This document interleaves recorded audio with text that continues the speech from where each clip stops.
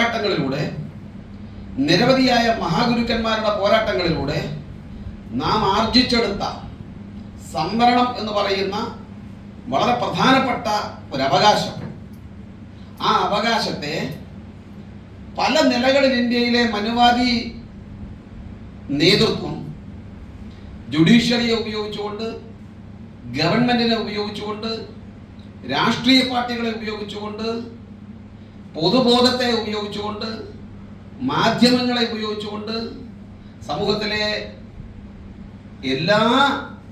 ഏതർത്ഥത്തിലുമുള്ള സ്ഥാപനങ്ങളെയും സംവിധാനങ്ങളെയും ഉപയോഗിച്ചുകൊണ്ട് അതിനെ തകർക്കുവാനോ നിർവീര്യമാക്കുവാനോ പരിശ്രമിക്കുമ്പോൾ നമ്മുടെ സമൂഹത്തിൻ്റെ ഇടയിൽ നിന്നും അതിനെതിരെയുള്ള ഒരു പൊതുബോധം സൃഷ്ടിക്കപ്പെടുന്നില്ല എന്നുള്ളത്, നമ്മുടെ സമൂഹം അങ്ങേയറ്റം അതിനെ സംബന്ധിച്ച് അജ്ഞരാണ് എന്നുള്ളത്, അങ്ങേയറ്റം ഇല്ലിറ്ററേറ്റ് ആണ് എന്നുള്ളത്, നിരക്ഷരരാണ് എന്നുള്ളത് നമ്മളെ വല്ലാതെ ആശങ്കപ്പെടുത്തുന്നു.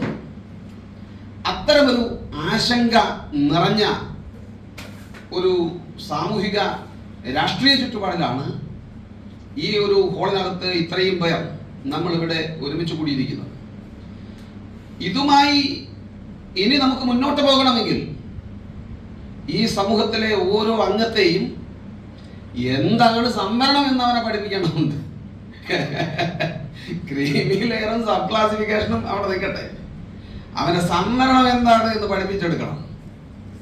സംവരണത്തിന്റെ ആരംഭം, അതിന്റെ ഉത്ഭവം, അതിന്റെ വളർച്ച, വികാസം, അതിന്റെ ഡൈനാമിസം, അതിന്റെ അപ്ലിക്കേഷൻ, ഇപ്പോൾ സംവരണം എവിടെ നിൽക്കുന്നു, ആ സംവരണത്തെ ആര്, എങ്ങനെ, ഏതൊക്കെ നിലയിൽ, ഏതൊക്കെ അളവിൽ അത് അട്ടിമറിക്കപ്പെടുന്നു, സബ് ക്ലാസിഫിക്കേഷൻ എന്ന് പറയുന്നത് എന്താണ്, ക്രീമി ലെയർ എന്ന് പറയുന്നത് എന്താണ് എന്നുള്ളതിനെ സംബന്ധിച്ചെല്ലാം അവനെ കൈ പിടിച്ച് എഴുതിച്ച്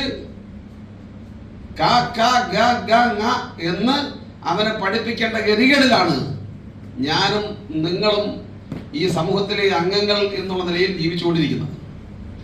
അവനെ ഗംഗ ഇനി പഠിപ്പിച്ചു വരുമ്പോഴത്തേക്ക് സംവരണത്തിൽ ക്ലാസിഫിക്കേഷനോ അതല്ലാത്ത ഫിക്കേഷനോ അവരെന്താണോ വേണ്ടത് അത് നടപ്പിലാക്കിക്കൊണ്ട് അതിൻ്റെ അടിവേര് വെട്ടുന്ന പണികൾ നമ്മുടെ രാജ്യത്തെ എല്ലാ സംവിധാനങ്ങളും ഉപയോഗിച്ചുകൊണ്ട് അവൻ നടപ്പിലാക്കുകയും ചെയ്യും.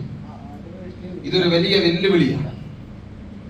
സബ് ക്ലാസിഫിക്കേഷൻ നടപ്പിലാക്കാൻ ഓഗസ്റ്റ് മാസം 1-ാം തീയതി 2024 ഈ വിധി പ്രസ്താവിക്കുമ്പോൾ ഇന്ത്യൻ ഭരണഘടനയിലെ ആ വിധി പ്രസ്താവത്തിൽ 565 പേജുള്ള വിധി പ്രസ്താവത്തിൽ ഇന്ത്യൻ ഭരണഘടനയിലെ വളരെ മനോഹരമായ 15-4 16-4 ഒക്കെ ഈ തോന്നിവാസം വിധിയിൽ എഴുതി വെക്കാൻ വേണ്ടി 15-4 16-4 ഒക്കെ കൂട്ടുപിടിച്ചിരിക്കുന്നു എന്നുള്ളതും അതിനെ ദുർവ്യാഖ്യാനം ചെയ്തിരിക്കുന്നു എന്നുള്ളതും അതിനെ പരസ്യമായി വ്യഭിചാരം ചെയ്തിരിക്കുന്നു എന്നുള്ളതും നിങ്ങൾക്ക് പ്രഥമ ദൃഷ്ട്യാ കാണുവാൻ കഴിയും.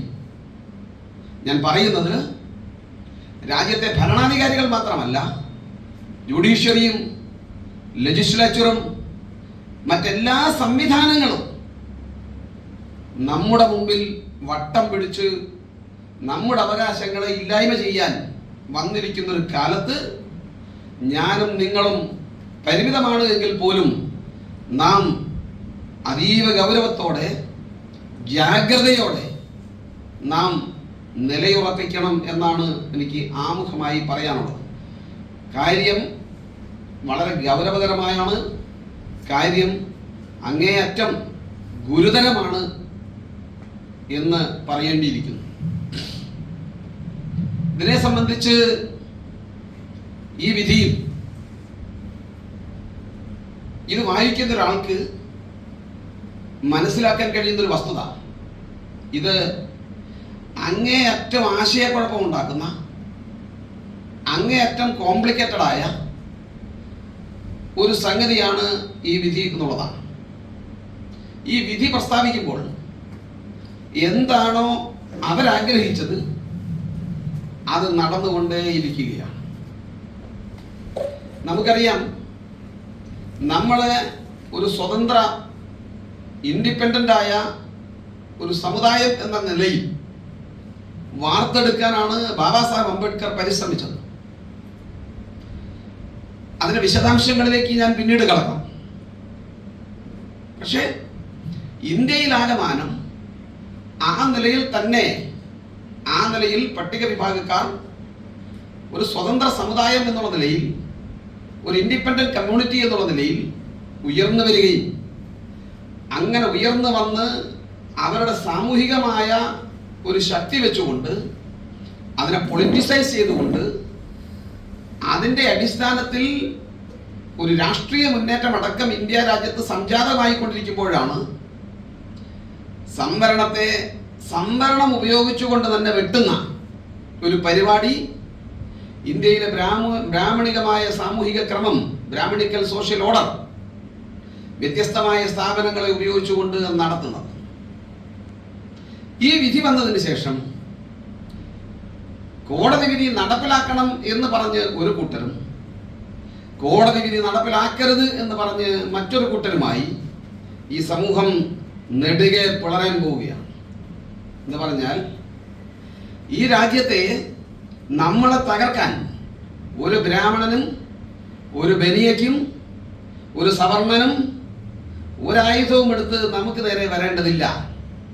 ഇതിനകത്ത് തന്നെ നെടുകെ പിളർപ്പുണ്ടാവുകയും നാം പരസ്പരം വെട്ടിമരിക്കുകയും ഒരുപക്ഷെ സംവരണം സംരക്ഷിക്കാൻ, സംവരണത്തെ സംബന്ധിച്ച് ചർച്ച ചെയ്യുവാൻ, സംവരണത്തിൻ്റെ സംരക്ഷകരാകാൻ ഒരേ ഹാളിൽ ഓഗസ്റ്റ് 1 മുമ്പ് ഇരുന്ന് ചർച്ച ചെയ്തവർ ഓഗസ്റ്റ് 1 ശേഷം സംവരണത്തിൻ്റെ 2 ഡയമെൻഷനുകളെ, സംവരണത്തിൻ്റെ 2 ആംഗിളുകളെ അവർ 2 ഭാഗത്ത് നിന്ന് സ്വീകരിക്കുകയും ഒരു മുറിയിലിരുന്ന ആളുകൾ 2ആയി പിളർന്നു മാറി അവർ പരസ്പരം വെട്ടിമരിക്കുകയും ചെയ്യുന്നു.